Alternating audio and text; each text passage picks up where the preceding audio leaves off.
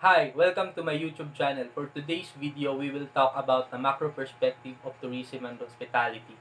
But first, please prepare your ball pens and notebooks for you to write the important details of this lecture.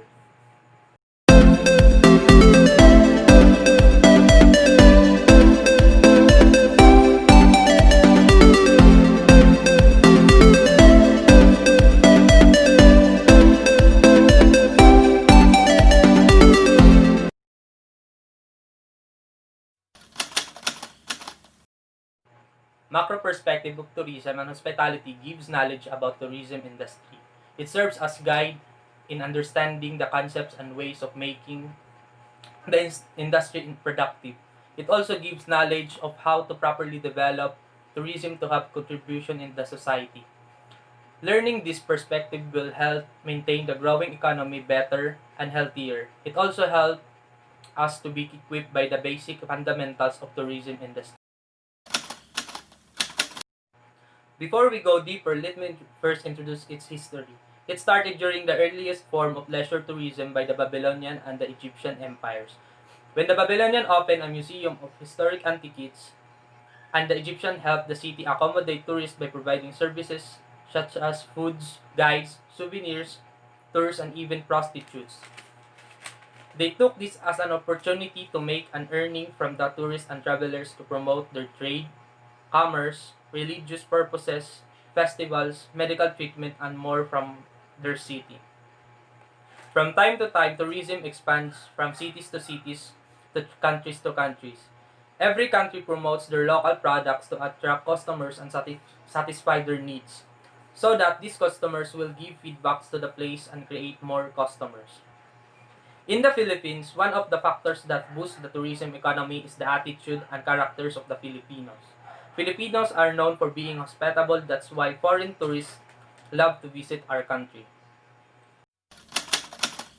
There are many forms of tourism. These are seaside tourism, mountain tourism, rural tourism, event and gastronomic tourism, shopping tourism, business tourism, coastal tourism, urban tourism.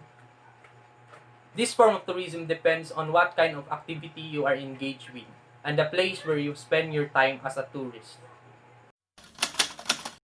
Now, let's talk about the types of travelers. Well, there are only two types of travelers. These are international visitors and domestic visitors. International visitors, from the word international, it means that these visitors came from other countries. There are guidelines in order for you to be called international visitor. First thing first is that your purpose should not relate on earnings or salary, especially having a good job in a place where you wanted to go. You must be a person that should have traveled from one country to another. Your destination also must not be your residence. Next is the domestic visitor. You are nationally born in this country, if not at least a resident of the country whose purpose is only to travel cities and provinces in the same countries. Your stay should only last for 12 months, and the same as the international visitor, your visit should not be about earnings or salary. Classification of visitors. First is the tourist who should stay at least one night in the place he or she wanted to visit. They are called overnight visitors. Excursionist is another classification of visitors. These visitors do not spend their night in the place where they visited. They usually called same-day visitors or day trippers. Now, let's talk about the determinants of demand for tourism. These are two classifications of determinants of individual scale.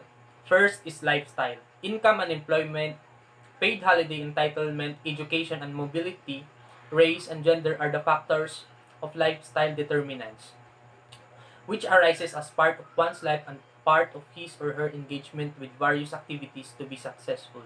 Second is the life cycle determinants. These are the factors that automatically come during the lifespan of a person, which may discourage or encourage the travel propensity of a person. Life cycle stages include childhood, adolescence, marriage, emptiness, and old age. Another topic we need to discuss is the meaning and importance of tourism. The nature of a tour. Package tour is the most famous and affordable tour that visitors always purchase. Even domestic and international have these. If you travel alone, you can take independent inclusive tour, or if you want to have companion, you can have the group inclusive tour. Travel agent sells this package to people interested in vacations. Our vacation cannot be completed without tourist product. It may be a service, a psychological attraction like souvenirs, which is the most important thing a visitor should buy too.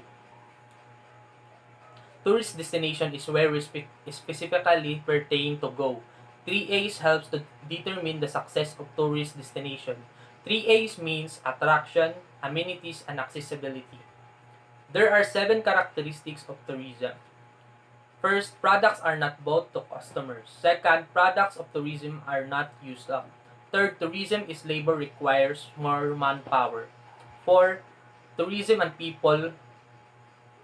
Fifth is tourism is multi-dependent on various activities. Six, tourist industry is seasonal, usually depends on seasons or weather. And seven, the industry is dynamic. Going through the promoters of tourism, travel agency is the most important agency you need to inquire in visiting other country. To complete the determinants for demand for tourism, let's go to the tourism and hospitality supply components. First, the natural resources, which includes climate and tourist attraction. Second is the infrastructure, then the superstructure. Next is the transportation, which is the most demand in tourism economy. And lastly, the hospitality resources, which includes the cultural wealth of an area, which makes a successful hosting of tourists. Now, let's talk about the economics of tourism. The role of tourism in economic development is the continuous demand for international travel in developed countries. The demand for tourism also increases at a faster rate. Developing countries need foreign exchange to aid their economic development. You should know that tourism is the largest industry in the world. It helps the economy to grow in every country. In the Organization for Economic Cooperation and Development, exporting products has a big impact in growth of the economy. It also involves the several sectors of economy such as shops, hotels, restaurants, local transport, entertainment establishments, and handicrafts. The economic impact of this will make provision of source of income, employment, and foreign exchange. It is important to know the direct and secondary effect of tourism in the specific place. The tourism multiplier helps estimate the tourist expenditures in the country. The scope and nature of hotel management. The hotel industry serves as provider of homes for the visitors. Visitors choose a hotel depends on the location, form of ownership, facilities, standard, and size. Every hotel is rated by their customers on how satisfied they are. In the scope of the industry, there are 3 things to consider. First is the accommodation. Visitors choose the most comfortable environment. The cleanliness of the establishment and the food they offer are also factors for the satisfaction of the customers. Second is the role of the accommodation manager. The responsibility of the manager should always prepare for every situation and complaints. And lastly, the client. Tourism is nothing without client, so we need to satisfy them and serve the best that we can offer. Last topic to be discussed is the ratings for hospitality industries. Rating is important because it is an evaluation to grade or rank the quality of hotel. It serves as a measurement of how good, bad, or excellent the hotel is. Rating also helps the customer to identify the best accommodation because of the former customers who rate the hotel they stayed in. Every year, AAA inspector visit thousands of hotels and restaurants across North America to find the best hotel and restaurant. To get an AAA Diamond, property should offer a clean and comfortable experience that would fit their expectation and budget. Nearly 2,000 establishments fail to meet AAA's basic requirements every year. That's all for macro perspective of tourism and hospitality. I hope you've learned a lot from my video. Thanks for watching, guys. Babush! Let's go!